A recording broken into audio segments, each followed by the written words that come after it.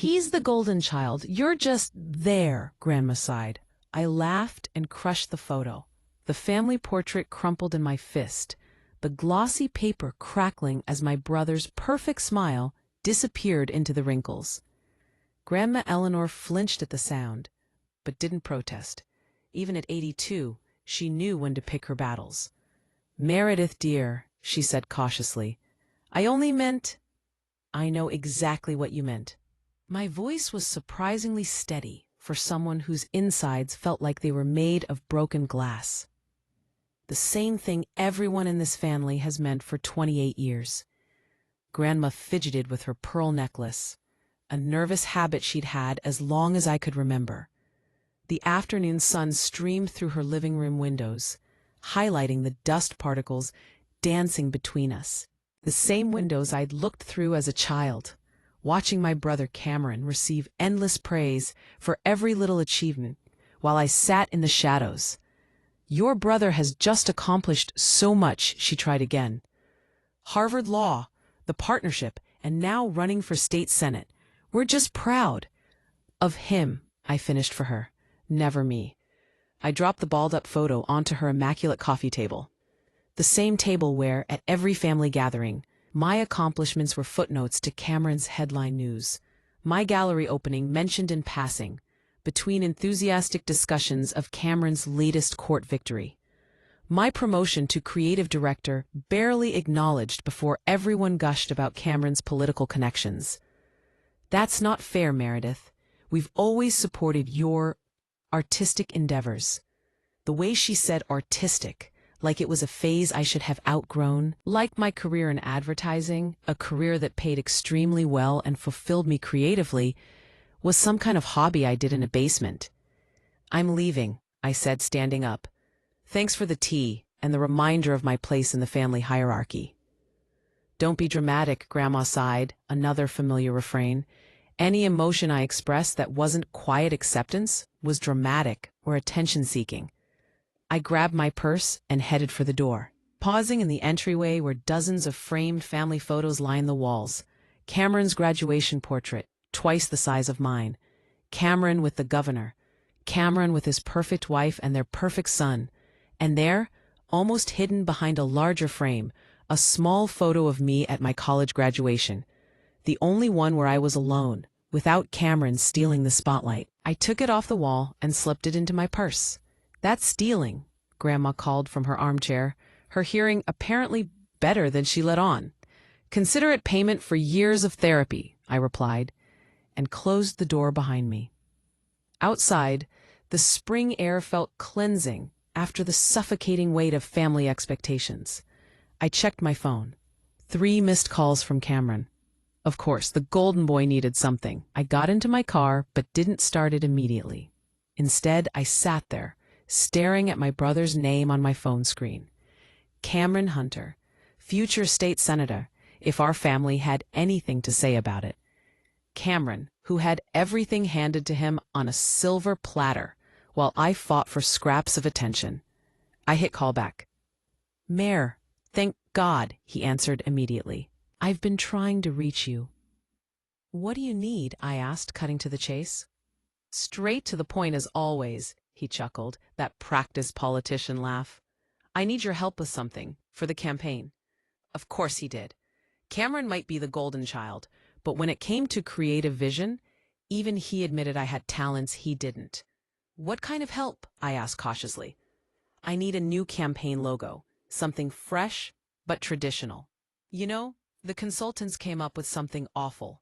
Since you're in advertising—" "I'm not just in advertising, Cam. I'm a creative director at one of the top agencies in the country." Right," he said dismissively. "So you'll help?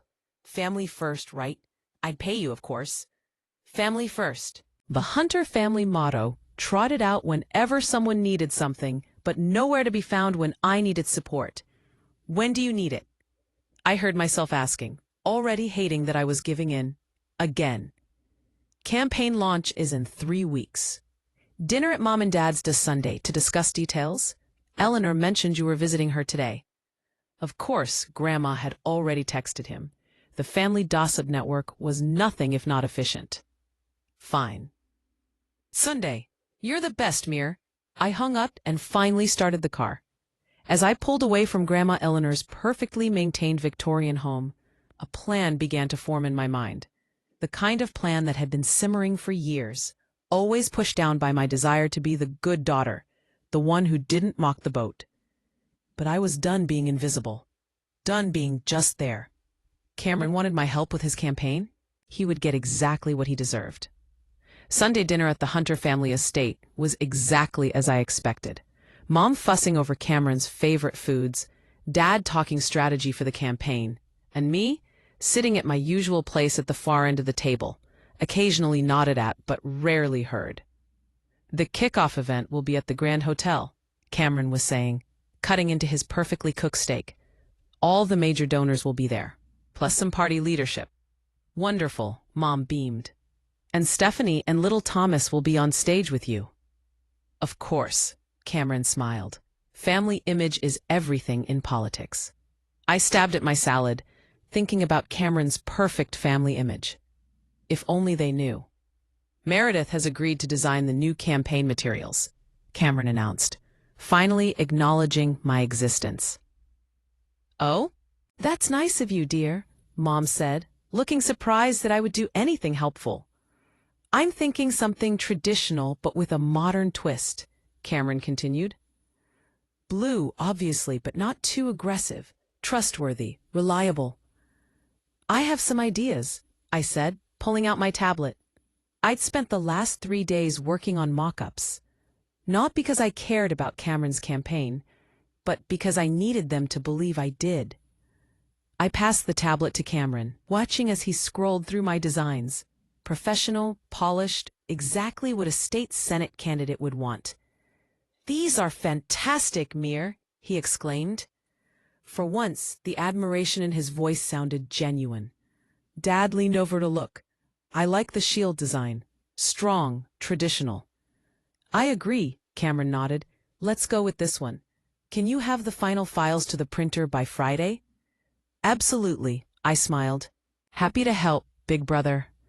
Later, as we moved to the living room for coffee, Cameron pulled me aside. I really appreciate this, Mir. I know we haven't always been close. That was the understatement of the century. It's fine, I said. Like you said, family first.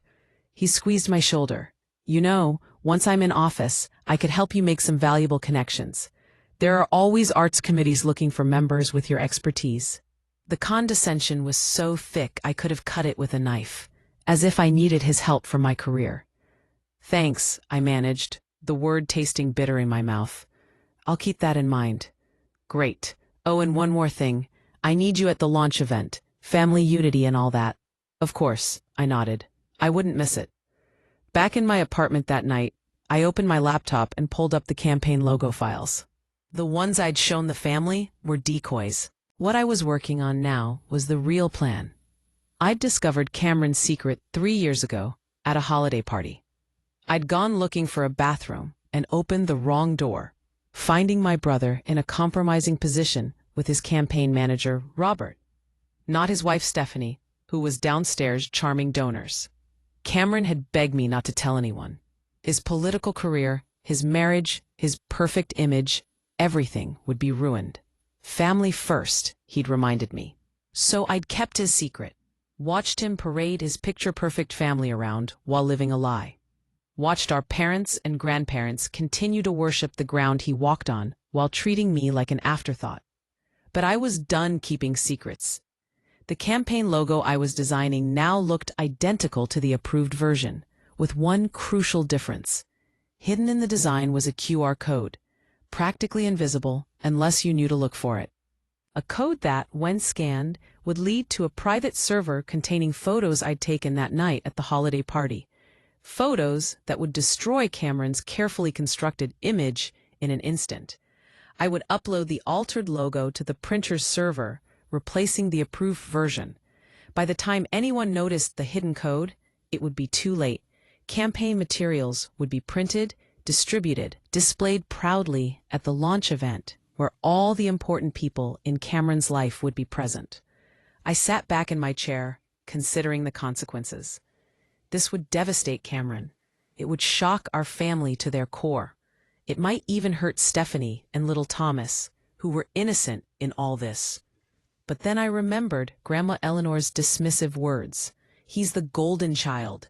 You're just there. I remembered every Christmas where Cameron's gifts outnumbered mine 3-1. Every family dinner where my achievements were background noise. Every time I was made to feel less than, invisible, unimportant. My finger hovered over the keyboard. One click and there would be no turning back. The night of the campaign launch arrived. The Grand Hotel ballroom filled with the state's political elite. I stood at the back, watching Cameron work the room, his charismatic smile never wavering. Stephanie by his side, Thomas in his miniature suit, drawing adoring glances.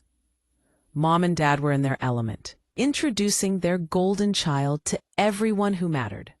Grandma Eleanor sat at a table of honor, proudly wearing her Cameron for Senate button, featuring my altered logo. In fact, the logo was everywhere. On banners, on buttons, on the step and repeat where Cameron posed for photos, each one containing the hidden QR code, waiting to be discovered. My phone buzzed. A text from Robert, Cameron's campaign manager and secret lover. We need to talk, now. Back office. My heart raced. He knew. Somehow, he'd found out. I made my way to the hotel's back offices, finding Robert pacing in a small conference room. What the hell is this? He demanded, shoving his phone in my face. On the screen was the QR code, enlarged, and a partially loaded page showing the first of the incriminating photos. How did you find it? I asked calmly. I always check campaign materials thoroughly. You know that. His face was pale. Does Cameron know? Not yet. Robert ran a hand through his hair. You have to take it down, now, before anyone else scans it. Why should I challenged. He's lived a lie for years, letting everyone think he's something he's not. Well, I've been pushed aside, made to feel worthless. This isn't about you, Meredith. This will destroy him and me. Maybe you both deserve it, I said coldly. Robert stared at me. Then his expression shifted. You're right. That wasn't the response I expected. What? You're right. Cameron has always had everything handed to him. He's never had to work for anything, never had to struggle like you and I have. Robert sat down heavily. But this won't just hurt Cameron. It will hurt a lot of innocent people. I leaned against the conference table. Since when do you care about innocent people? Since I realized I'm in love with your brother, he said simply. And as messed up as our situation is, I don't want to see him hurt like this. I laughed bitterly. Love? You think that excuses everything? No, but it complicates things. Robert looked up at me. What if there was another way? A way for you to finally get the recognition you deserve without destroying your family. I'm listening. Cameron needs you more than you know. His speeches, terrible without your edits. His policy ideas, half of them came from conversations with you that he claimed as his own. He's not as golden as everyone thinks. He needs you to shine. And I'm supposed to just accept being used? No, Robert shook his head. You're supposed to use that. Make him acknowledge your contributions, publicly.